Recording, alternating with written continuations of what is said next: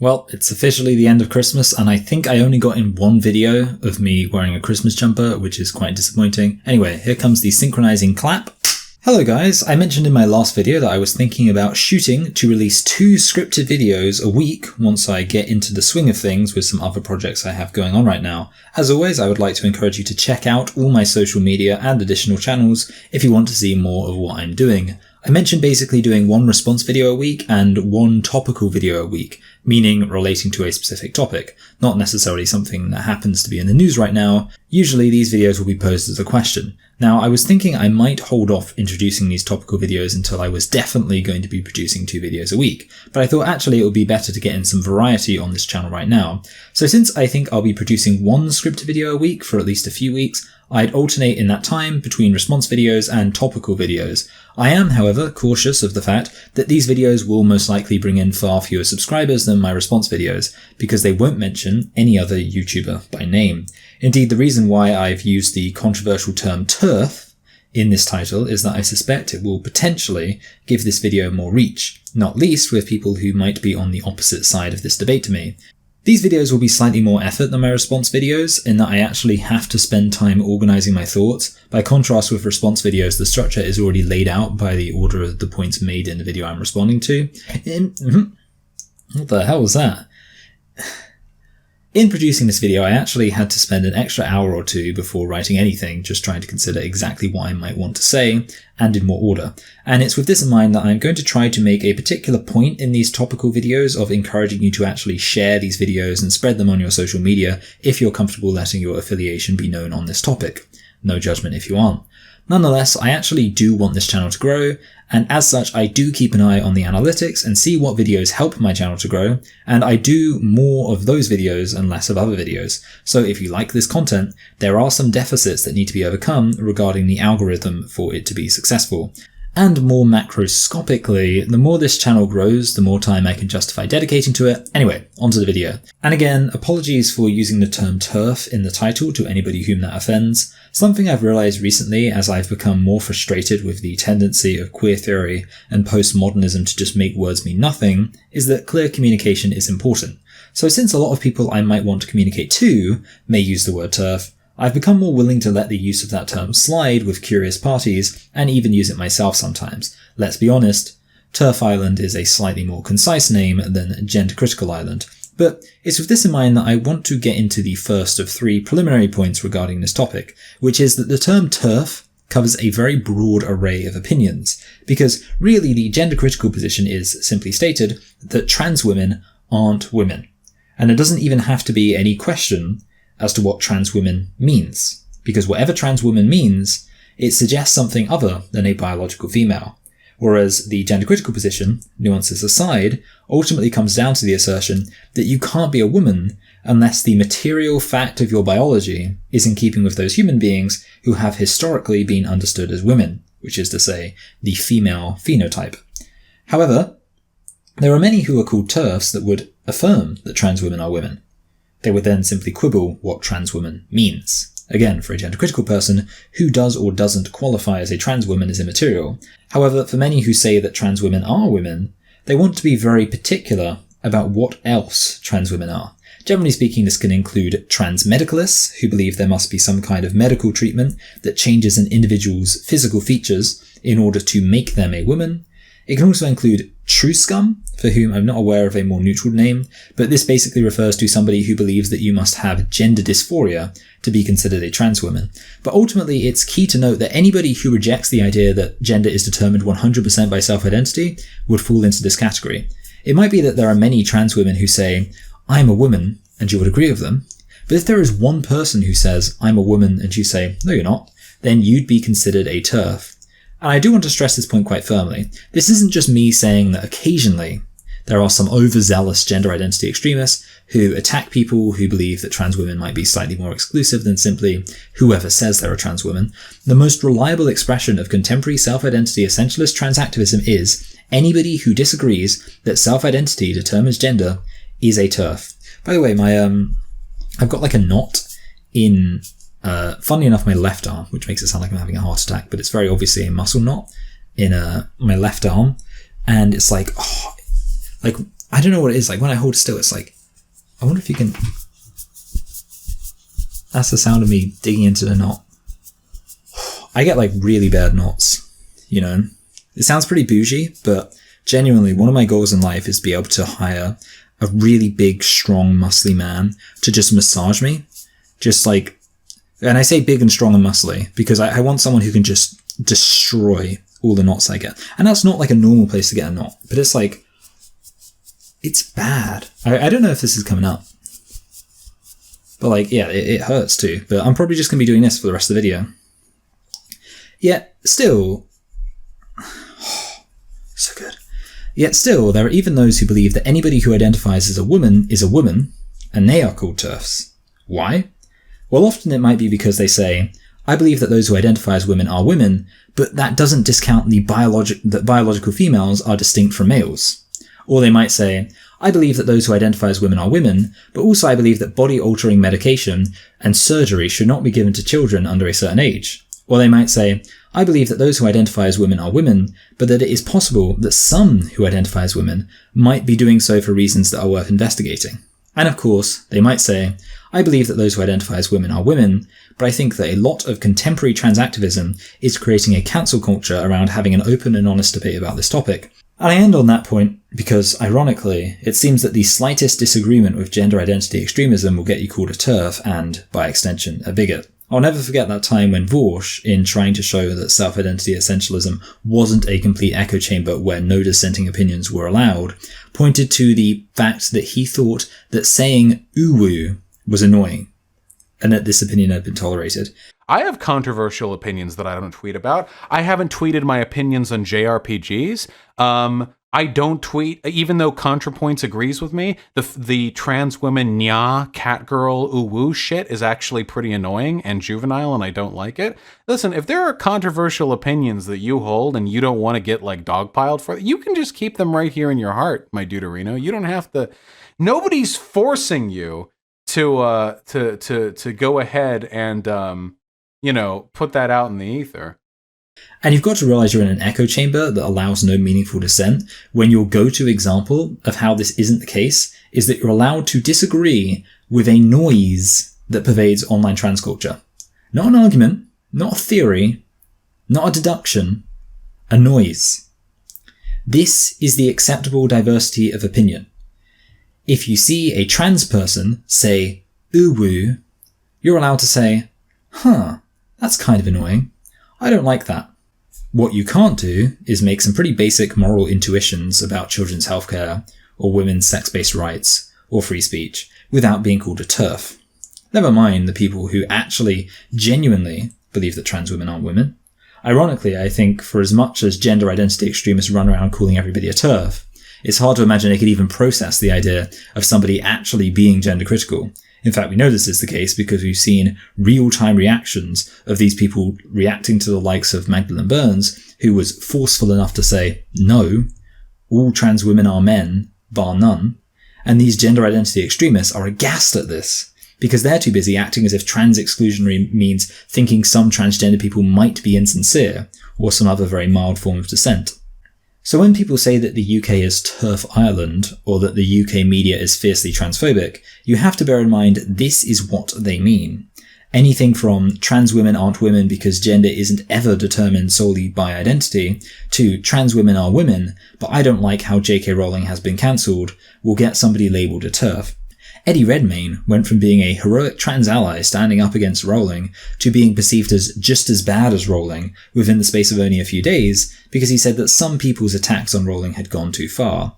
And this is before even getting into the fact that there are plenty of people who have issues with trans activism, not because of a progressive desire to protect the rights of women, or a generic liberal desire to uphold free speech, but rather because they're a reactionary arsehole who fundamentally dislikes the idea of gender nonconformity, and therefore rejects the idea of trans women being women simply because of a base aversion to the idea of men in dresses.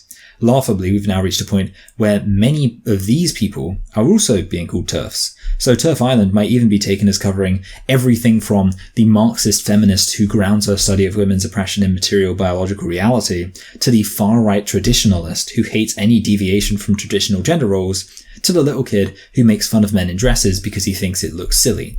All of these people are shoved into the externally imposed big tent that is TERF. Now the thing is, in this video I'm going to try to explain why there are a disproportionately high number of gender-critical feminists in the UK. Because please note, this is, if anything, what TERF should be taken as referring to. I'm not going to explain why the UK may have all sorts of other groups that might disagree with trans activism for all sorts of other reasons, because all these different groups really don't have much to do with each other, and the suggestion that they do is born only out of the ignorant hive mind of your average gender identity extremists. Now, speaking of ignorance, I should also say that I feel the designation of Britain as TERF Island comes from a specifically US-based focus. I suspect that for many Americans there is quite a pronounced dichotomy between the UK and the US, the two most populous English-speaking countries, with a decent amount of history between them, and a diplomatic familiarity termed the special relationship in the UK. And it seems as if America imports a lot more British culture than they do of any other country. But despite all this, I must observe that other countries do in fact exist. And honestly, relative to Canada's very small population, I'm surprised at how many high-profile gender-critical feminists are Canadian. In fact, I would argue that this idea of the UK as TERF Island comes more from the fact that the average US citizen encounters a lot of British personalities, and that American culture is uniquely inhospitable to gender-critical ideas. With this in mind, my actual reasons why I think the UK might have a lot more gender-critical feminists are not going to be comparing the UK to the rest of the globe, or even the rest of the Western world, but rather solely to the US. Because the question is just as much, why is America so underrepresented in this discussion, as it is why is the UK so overrepresented? And as a final point, I have put together 3 reasons which I believe to be quite good and convincing reasons why the UK is TERF Island, but I want to point out that there's going to be an extent to which there will be a positive feedback loop. With this video, it should be borne in mind that I'm not saying these reasons explain the full extent of the disparity, but that these reasons would then set the culture in a particular direction, which would then be exacerbated by the fact that the more gender-critical feminists there are, the more gender-critical ideas people will be introduced to, and thus the more these ideas will be spread. Indeed, the biggest reason why people are going to reject self-identity essentialism is simply because it doesn't make intuitive sense. In any society, if you want to know why the bulk of people are going to think it's silly to suggest that Sam Smith is not a man, the answer is going to be because he obviously and intuitively is a man. Ultimately, the question then becomes, how effective are certain pressures at quelling this gut feeling that self-identity essentialism is nonsense? And conversely, how many available avenues are there for one to express this gut feeling openly and honestly? In these 2 videos, I'm just going to explore 3 reasons, I held up 2 fingers there, why the gender-critical avenue has more viability in the UK than the US. Now in this video, since I've had quite a long series of caveats, I'm going to just focus on one reason, which is the premiership of Margaret Thatcher and the subsequent class consciousness brought about in the UK discourse. So, the second wave of feminism was, in general terms, around during the 1960s and 70s, in both the UK and the US. However, then something happened, in both the UK and the US. For the entire stretch of the 1980s, a conservative government was in power, under the leadership of a forceful conservative personality. Thatcher in the UK, Reagan in the US. Thus began what Susan Faludi identified as the backlash against the progress of feminism under the second wave. Now, in the background to all this, though, there was something happening. Even though the second wave ended in the 70s and the third wave began in the 90s, the 80s wasn't a decade of no feminism. Instead, the 80s saw the rise of radical feminism, Andrea Dworkin, Catherine McKinnon, and all the rest. Radical feminism, to which contemporary gender-critical ideas can be traced back, really began to assert itself. However, by the 90s, a new form of feminism began to emerge, in America, not the UK. This is a moment of divergence. Gender Trouble is published, American. The Beauty Myth is published, American. Backlash is published, American. Perhaps the most significant book to mention third wave in the title, Third Wave Agenda, is published in 1997. American. Now, what is the third wave? Well, the 2 defining features were girl power and postmodernism. Girl power, because this was much more of a brand of self-help feminism that was about women advancing for themselves. Postmodernism, because this feminism was coming from academic circles and was all about challenging the idea that anything had meaning, even the idea of woman itself. However, these two ideas are easily synthesized into the prevailing feature of third-wave feminism: choice. Women have a choice, whether that choice is to spice up their life with some girl power, or to decide that actually they're not women at all because womanhood is just a social construct.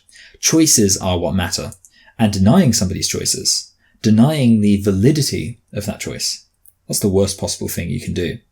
So in some sense you can see that 90s third-wave feminism was the real backlash. It was a backlash against 80s radical feminism, which was all about challenging choices and pointing out that the structures that exist in your society cannot be overcome simply through asserting choice. Womanhood, femininity, patriarchy, male violence, these things exist, and it's going to take an honesty that postmodernism can't allow for in order to seriously challenge these things. Now the question is, why did the UK not get the same feminist third wave that the US got?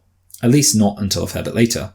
We're talking about the US-UK culture here, so obviously there's going to be a considerable bleeding over in any situation. However, in the case of the third wave, it seems very much like it started in America and spread to the UK, mostly hitting popular culture before it affected serious feminist critique.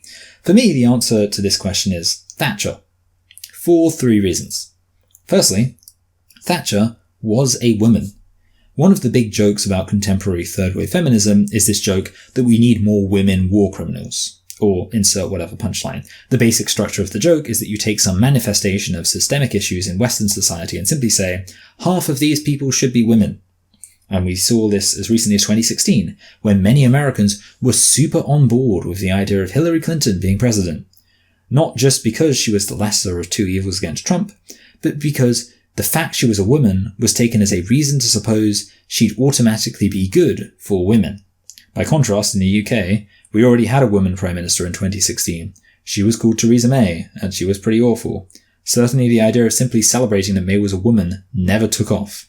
But May was more just awful simply by dint of being a conservative. She wasn't in any real sense a vanguard for conservative reactionary policy. Unlike, of course, Thatcher. Thatcher wasn't just a conservative. She was an arch-conservative. She brought in a new wave of conservative thought that to this day still carries her name, Thatcherism. And Thatcher shifted the Overton window dramatically to the right in the UK, to the extent that the Labour of today is quite similar to the Conservatives of the 60s, in a manner similar to how American Democrats are in some ways a lot like our Conservatives. See, just as we have Thatcherism in America, there is Reaganomics, which shifted America dramatically to the right. So both the UK and the US had these right-wing figures sprout up in the 80s, and in both cases, they had a lasting legacy on the political climate. Not least, both of them presided over the aforementioned backlash against feminism in the cultural zeitgeist. However, when one of these people was a woman, it would have been much harder for this idea to take hold in the UK amongst serious feminists that girl power was some ideal to be strived for. Margaret Thatcher was a very powerful girl, and that wasn't good for feminists. So in the UK, feminists were less likely to believe that women simply having power in the existing system was a good thing, which means feminists were less likely to accept third-wave choice feminism, which means UK feminists were less likely to accept third-wave postmodern ideas about identity being a matter of choice, which means UK feminists were less likely to embrace this idea that anybody who says they're a woman is a woman. But there's another thing about Thatcher which I suspect insulated UK feminism against the onslaught of choice feminism.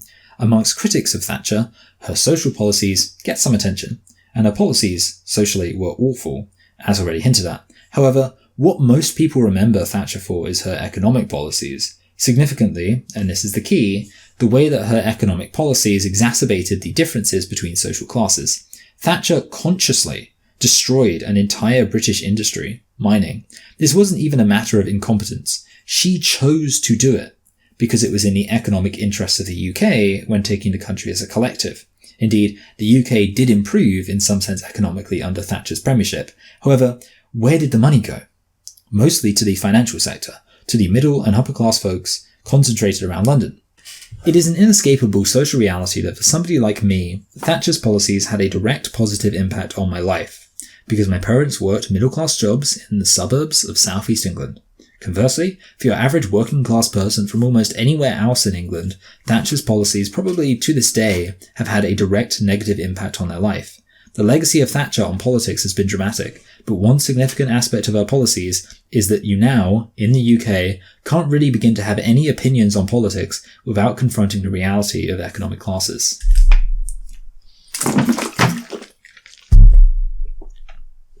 Water is so good. Now yes, the name Reaganomics does imply that economics was a big part of Reagan's presidency, and of course it was. Economics is always going to be the prevailing focus of a head of government's time in office. However, firstly, the legacy of Reagan's economic policies has not been a growing sense of class consciousness in America. If you're an American who cares about class, you probably already know this. Reagan didn't engage in scorched earth policies when it came to entire industries in the way that Thatcher did. The average working class person in the UK is probably, firstly, not going to consider themselves working class, and secondly, probably not going to have too many negative words to say about Reagan. Indeed, most discussions about Reaganomics have been primarily focused on fiscal policy, but not with any mind towards the material impact on certain classes. Rather, discussions are kept theoretical and expressed in ethereal terms about whether or not trickle-down economics works. However, Reagan's legacy is not as purely economic as Thatcher's is often considered to be. Reagan is associated with bringing back traditional values. He's associated with mobilizing the evangelical Christian bloc in a political sense. He opposed the Equal Rights Amendment for women. I think the best example to prove this point I'm making is that Reagan's attacks on welfare are not remembered through the lens of class analysis, as you might expect, but rather with reference to race. It's certainly fair to analyse his comments in this sense, but the point is that in doing so, Reagan is remembered with less of a mind towards class consciousness and more of a mind towards identity politics. And we can also see this in the modern day. Both Thatcher and Reagan had a lasting legacy on their political parties. However, for the GOP, that legacy has meant being strongly against gay marriage and abortion, supporting traditional values. For the British Conservative Party, that legacy has involved them being the party to legalise gay marriage in the UK, and there is no serious push to outlaw something like abortion at all.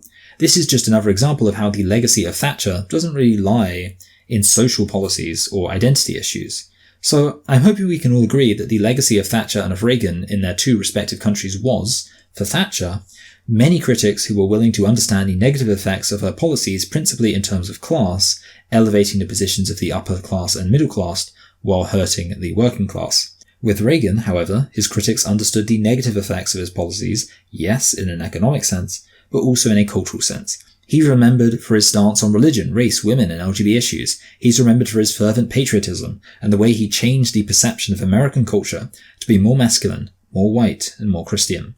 Now, I bring all this up because in the 80s, the UK also had a radical feminist movement. However, I'm going to assert that the UK radical feminist movement was more successful in terms of impacting British feminism in the mainstream because it was more Marxist. See, I loved Walker and McKinnon. But the legacy of those 80s rad femmes in the UK was the third wave.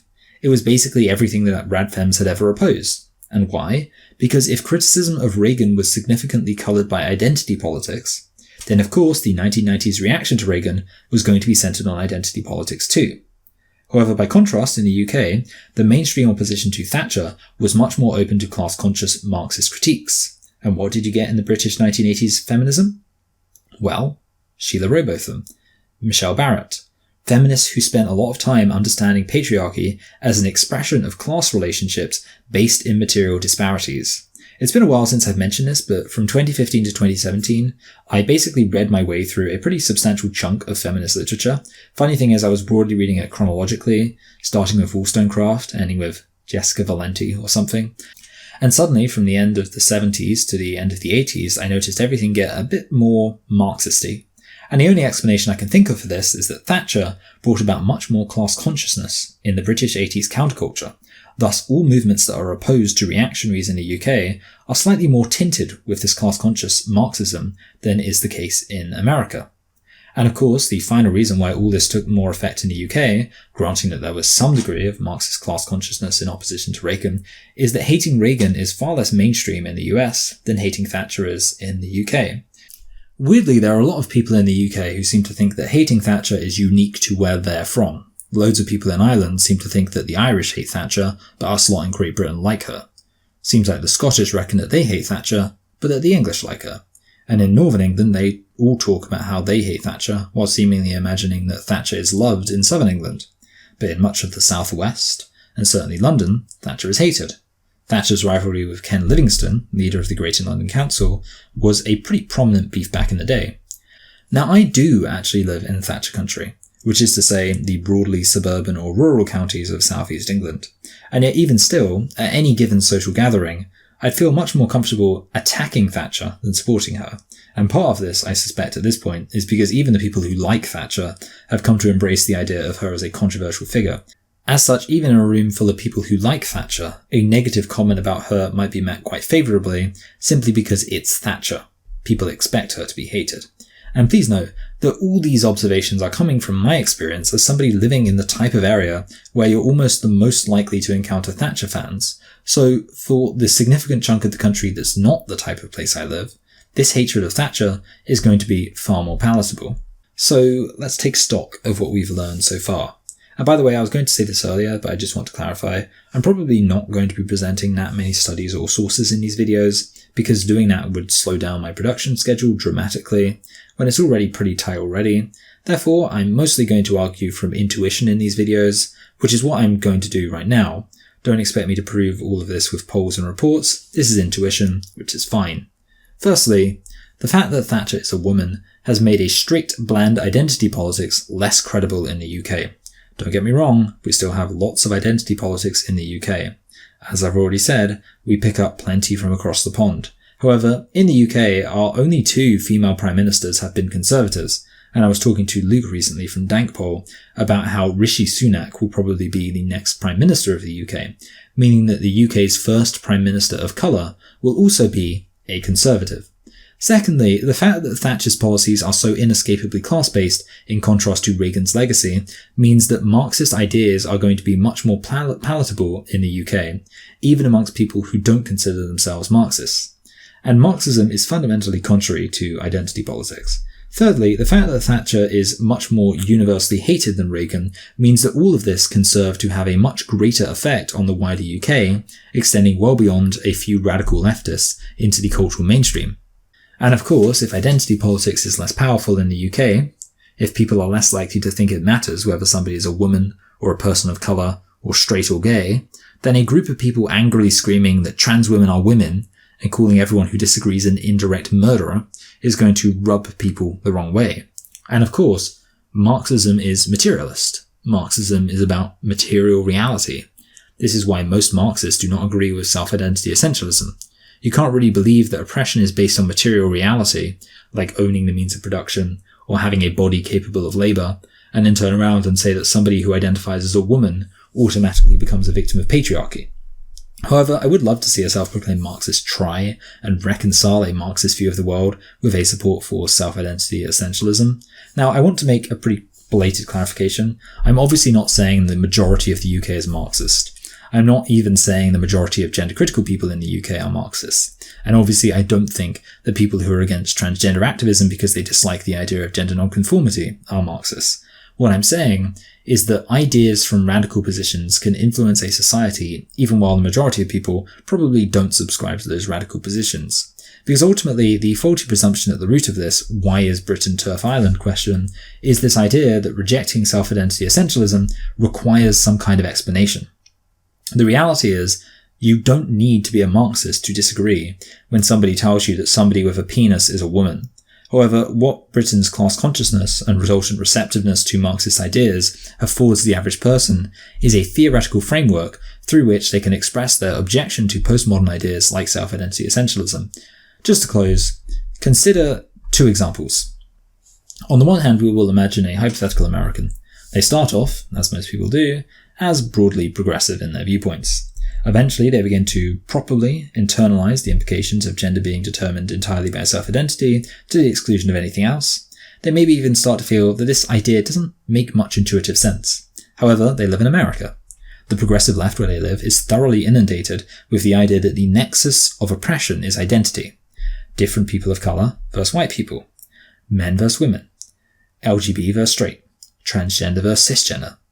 So when somebody says that they identify as a woman, and then they get attacked for being gender non-conforming, this hypothetical American isn't immediately going to think about this in material terms, about how this is a biological man with a penis being attacked for deviating from a social construct that's designed to create arbitrary barriers. Rather, they're going to think, this is about identity. This is about how that person identifies, and what I need to do is respect their identity. The cultural zeitgeist in America, which I'm sure has other origins, but seems to me to really emerge from Reagan, perfectly facilitates this way of viewing oppression. Now, by contrast, take a British person. Again, progressive. Again, they have qualms about self-identity essentialism.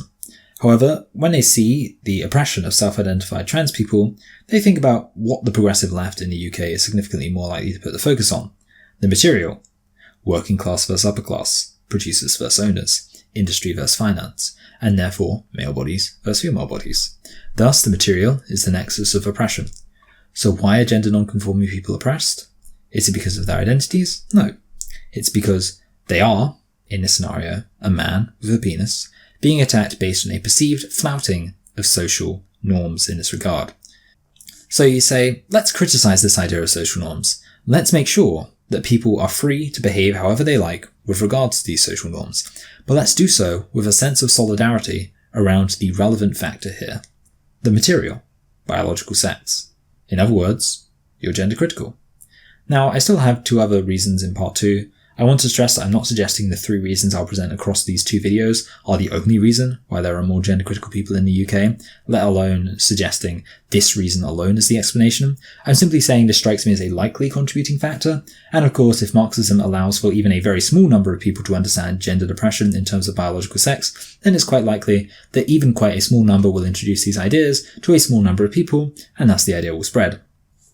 I was going to make a pretty substantial concluding point here, but this is already long enough, so I will save it until the end of the next video, which should hopefully be out within a week. I'm sorry I haven't uploaded recently. Obviously the holidays are hectic, as is for me really the start of a new year. It's where I try to put aside some time to sort out a decent amount of stuff. Honestly, I'm quite shocked that I haven't lost any patrons. A lot of the time when I leave you guys alone for a while, some of you stop supporting me, which is fine. You pay me to produce this stuff, so I do feel an obligation to produce this stuff, which I don't always succeed on meeting. However, no, you're still all here, which is awesome. And if anybody wants to give anything more, that would be awesome too.